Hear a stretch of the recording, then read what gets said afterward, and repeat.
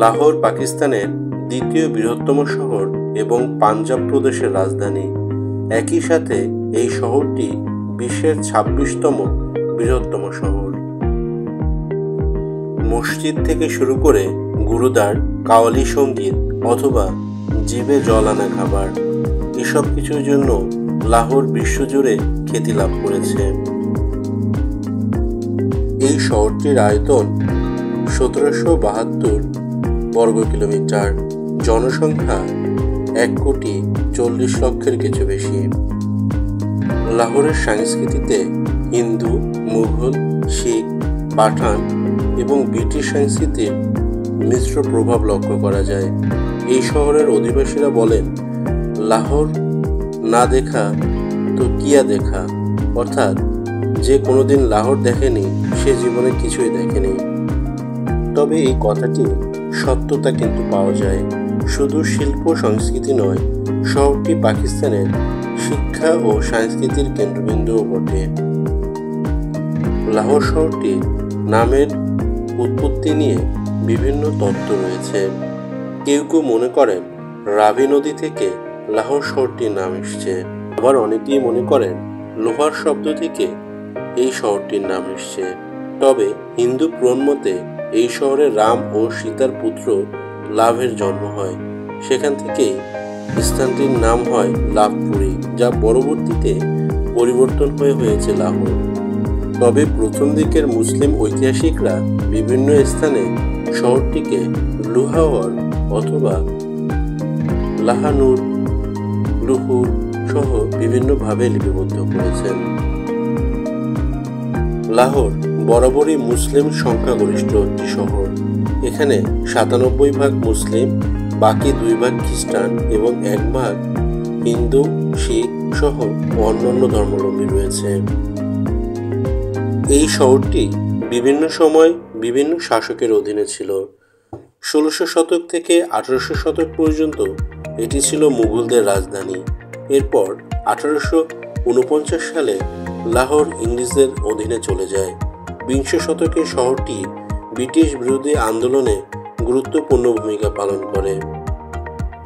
১৯৪৭ সালে দেশভাগের সময় পাঞ্জাব প্রদেশকে দুভাগে ভাগ করা হলে লাহোর পাকিস্তানের অংশে চলে যায়।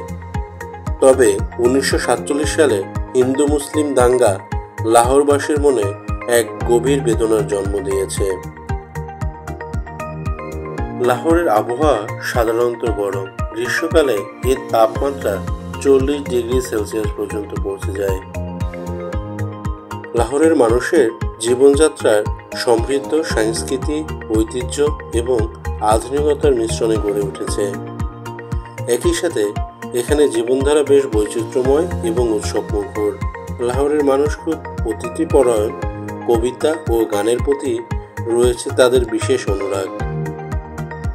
পাকিস্তানের অন্যতম বৈচিত্র্যময় ও প্রাণবন্ত শহরটিতে রয়েছে নানা ধরনের শিল্প কলকারখানা, বাণিজ্যিক ভবন, শিক্ষা প্রতিষ্ঠান এবং ব্যবসায়িক প্রতিষ্ঠান। পাকিস্তানের মোট জিডিপির ১৩ থেকে ১৫% আসে এই শহর থেকে, যা এই শহরটিকে দেশের অন্যতম ধনী শহরে পরিণত করেছে। শহরটি শুধু অর্থনৈতিকভাবেই সমৃদ্ধ নয়, বরং এটি শিল্প, সাহিত্য ও সংস্কৃতির অন্যতম প্রাণকেন্দ্র। মজার বিষয় হলো, পাকিস্তানের প্রায় ৮০% বই লাহোর থেকেই প্রকাশিত হয়। এছাড়া একসময় লাহোর ছিল পাকিস্তানের চলচ্চিত্রের নির্মাণের তীর্থস্থান। এই শহরটি একসময় পাকিস্তানের সিনেমার স্বর্ণযুগকে নেতৃত্ব দিয়েছে। এখান থেকেই বিখ্যাত ললিউড চলচ্চিত্র নগরী গড়ে উঠেছে। তেরি ইয়াদ নামক ঐতিহাসিক চলচ্চিত্র ছিল পাকিস্তানের প্রথম উর্দু ভাষায় পূর্ণদৈর্ঘ্য সিনেমা। এটি ১৯৪৮ সালের ৭ই আগস্ট মুক্তি পায়। মুঘলদের শহর হিসেবে লাহোরে অনেক দর্শনীয় স্থান গড়ে উঠেছে। এই শহরটিতে ভ্রমণের উপযুক্ত সময় হল অক্টোবর থেকে মার্চ পর্যন্ত। এই শহরটিতে রয়েছে পাকিস্তান ও দক্ষিণ এশিয়ার দ্বিতীয় বৃহত্তম মসজিদ এবং পৃথিবীর পঞ্চম বৃহত্তম মসজিদ বাদশাহী মসজিদ। ষষ্ঠ মুঘল সম্রাট আওরঙ্গজেব 1671 সালে এই মসজিদটি নির্মাণ করেন। তাছাড়া এই শহরটিতে আরও রয়েছে ওয়াজির খান মসজিদ। 1641 সালে এই মসজিদটি নির্মাণ করেন সম্রাট শাহজাহান। এছাড়া মিনারি পাকিস্তান হল লাহোরে অবস্থিত পাকিস্তানের জাতীয় স্তম্ভ। এটি 1940 খ্রিস্টাব্দে 30 মার্চ লাহোর সম্মেলনের স্মৃতিতে নির্মিত। লাহোরের সাংস্কৃতিক অন্যতম আকর্ষণ হলো খাবার। খাবারগুলো মূলত মুঘল ও পাঞ্জাবি ঘরানার। শহরের জনপ্রিয় খাবারগুলোর মধ্যে অন্যতম ফল চাট, নিহারি, ছোলে পুরি, দহি ভাল্লা, এছাড়াও আরও অন্য খাবার। লাহোর শহরের যোগাযোগ ব্যবস্থা বেশ উন্নত।